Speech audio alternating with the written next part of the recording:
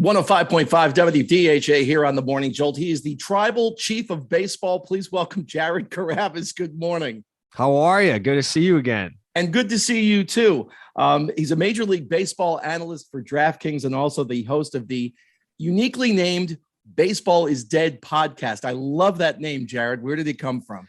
So I had this idea for a while. I wanted to rebrand from what we were doing with the old show. And I kind of just was, I was tired of having to defend a sport that I felt like didn't necessarily need to be defended.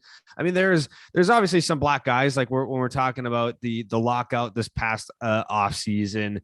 There were some marketing issues with baseball, but I think as far as people declaring the sport dead, there's never been more young, exciting talent that's just begging and waiting to be marketed.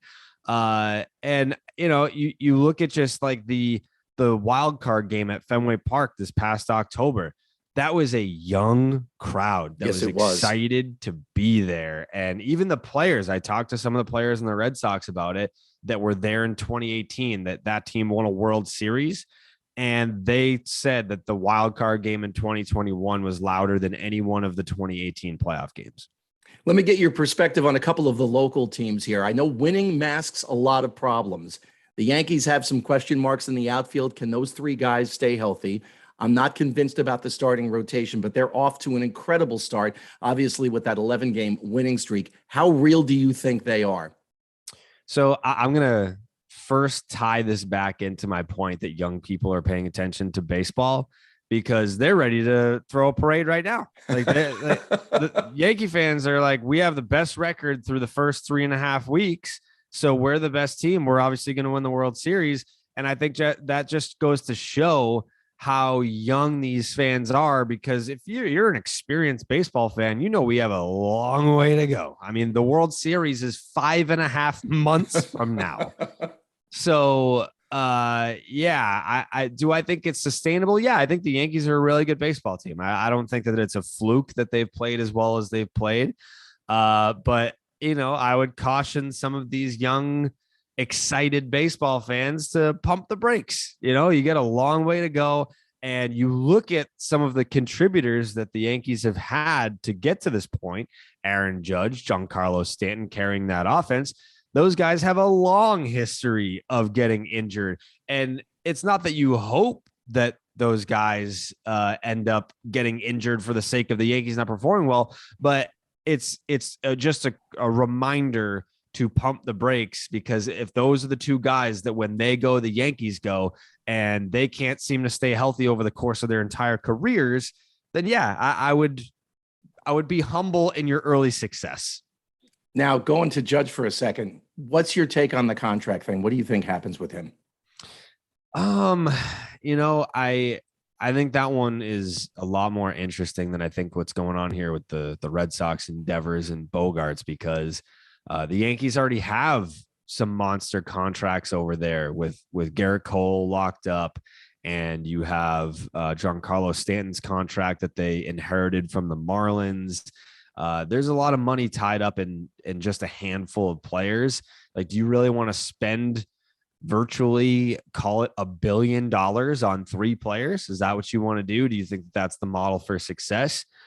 We've already seen a few seasons of those 3 guys together that have not resulted in a World Series title. So I think it's going to be interesting to see how the Yankees approach it, because there's going to be a lot of fan pressure to get something done with Judge. He's not going to come at a discount. That's going to be a premium price that you're going to have to pay to keep him. And then the Yankees have to look at it from a baseball standpoint. You have to take your feelings out of it. Is this a guy that you see aging well with, again, the injury history that's previously existed? And then you have to forecast he's over the age of 30. He's 6'7". How does 6'7" age into the later 30s? It's, would I do it if I were the Yankees? Probably not. But I'm interested to see what kind of temptation lies there when this is your franchise player type deal. Major League Baseball analyst Jared Carrabis, our guest this morning here at 105.5 WDHA. Jared, of course, working for DraftKings. And across the river, the Mets have gotten off to a really nice start, one of the top 3 records in baseball. How much, Jared, do you think this is Steve Cohen changing the culture right from the top versus Buck Showalter changing the culture on the field? Ooh, that's a really good question.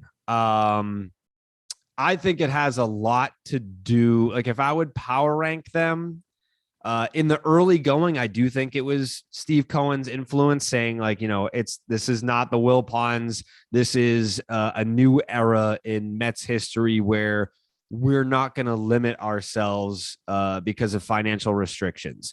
I'm an owner that I want to win a World Series every single year. He's basically George Steinbrenner reincarnated, just not as mean and nasty, I suppose. So you have this guy who kind of set the tone in terms of this is the goal, this is the expectation, and there are no limitations to achieve these goals.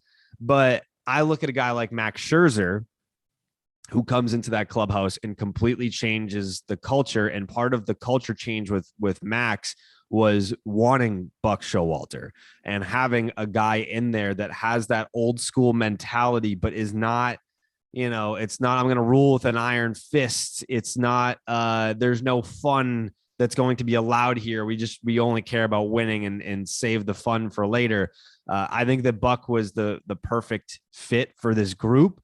I think that he's the perfect, having Max being the connecting guy. Like if Max didn't want Buck Showalter there, then the players are going to follow Scherzer's lead. If Max doesn't like Buck, then the room doesn't like Buck. But the fact that Scherzer was like, this is the guy, I think. And everyone was like, yep, Max, whatever you say, Max, do, whatever you need. So I think it was that sort of chain of command. So yeah, in a way, I almost say that Max has been like the most influential guy to changing things up over there, because Jacob deGrom's been hurt. And if deGrom's hurt and you don't have a talent like Max Scherzer, there's a totally different vibe to this season for the Mets. So they've been able to not just tread water, but dominate in deGrom's absence. And Buck also seems, and we know him from New York because he'd been with the Yankees, of course. He seems much less tightly wound than he was before. And I don't know what the difference is, but much less tightly wound. Yeah, I would agree with that. And also, if he's kind of like this like old crabby manager, the way that I read it is that he's that way, like that energy is directed outside the clubhouse. It would be different if it was directed inside the clubhouse. If he's like, this stuffy old school manager and he has those ways towards your own players, that comes off wildly different than how I perceive it as I have my players back. We're going to do old school things here. We've seen it with all like the beanball stuff that's going on. The Mets aren't going to take that from anybody. So yeah, I think he's been a perfect fit. DraftKings Major League Baseball analyst Jared Carrabis, our guest this morning here at 105.5 WDHA. We mentioned the Baseball is Dead podcast, and one of your recent guests was Joe West, which was one of the funniest ones I've heard, Jared. It was a great job with him. He came across much different because I'm not a huge fan. I was not a huge fan of his work on the field. He came across much different on the podcast. I kind of expected that. I feel like if you would have, because it's rare, right, to have an interview with a major league umpire. Like how many of those exist? Like how many of those do we even know of in recorded history where you have umpires willing to sit down for an hour and answer your questions honestly? I feel like a lot of them maybe would come across as like, hey man, like I just love baseball and I wasn't good enough to play Major League Baseball. And that was my ticket to the show. And it's a job, but it was a fun job. And Joe West was very candid in his responses. He has a great sense of humor, which I didn't like. There were times throughout his career where you could see glimpses of his sense of humor. But for the most part, I mean, everyone just thought that this was a guy that, the players hated, the managers hated, and the fans hated. And it just wasn't that way. Like he had a real refreshing sense of humor about him. I actually had Phil Cuzzy on for he was hosting a charity auction here in New Jersey a couple of months ago. And when we came on, he said, I know who you are. And I'm like, you're the Red Sox fan. I'm like, oh my gosh. That's I guess awesome. my reputation precedes me. Yes, absolutely. I mean, that's great that they like, you want to know that they love the game, right? Like Yeah. we think of umpires as these just miserable people that they have a dinner reservation, so they're just calling strikes that are outside the zone so they can get out of there. I love hearing their stories about, they actually do love the game and they just want it to be a part of it. Speaking of loving the game, one of the things, and you and I have known each other a little bit for a number of years, your passion for the game, I've always been inspired by. And it's so great to see you take it from where you started just as a young blogger. What was it, on MySpace, right? On MySpace in 2006. And to come here now, a Major League Baseball analyst for DraftKings, Jared Carrabis. You can find him on Twitter, Jared_Carrabis. That's with 2 R's. And I thank you so much for spending time with us this morning here on the DHA Morning Jolt. Jim, it was great to see you again. I really appreciate it. Let's do it again soon.